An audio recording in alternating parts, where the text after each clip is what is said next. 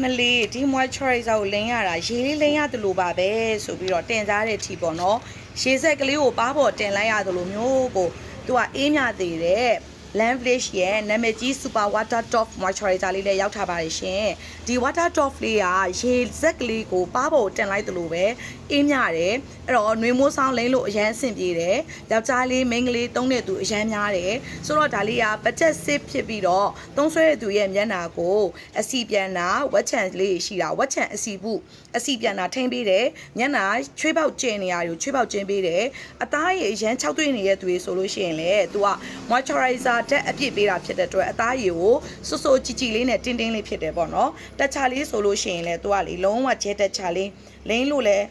အေးလေးနဲ့ပေါ့နော်အဲ့တော့တဘူးဆိုလို့ရှိရင်လည်းဈေးလေး2000ဝန်းကျင်ပဲဆိုတော့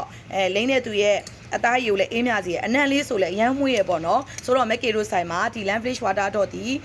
budget safe ဖြစ်ပြီးတော့လူကြိုက်အများဆုံး moisturizer လေးဖြစ်ပါတယ်ဆိုတော့အသားရည်ကိုကြည်ခြင်းနဲ့စုပ်ပြင်းမှုရခြင်းနဲ့ဝက်ချန်အစီပြန်တွေတက်တာခြင်းနဲ့ဆိုရင် Laneige ရဲ့ Water Drop လေးတွေကိုရွေးချယ်ဝယ်ယူနိုင်ပါတယ်ရှင်ဒါကယောက်ျားလေးမိန်းကလေးလူငယ်လူကြီးအသုံးတဲ့တဲ့ Water Drop moisturizer လေးဖြစ်ပါတယ်ဆိုတော့ဒါလေးတွေရခြင်းနဲ့ဆိုလို့ရှိရင်လည်းမက်ကေရဲ့ဆိုင်မှာ in stock ဝယ်ယူအားပေးနိုင်ပါတယ်နော်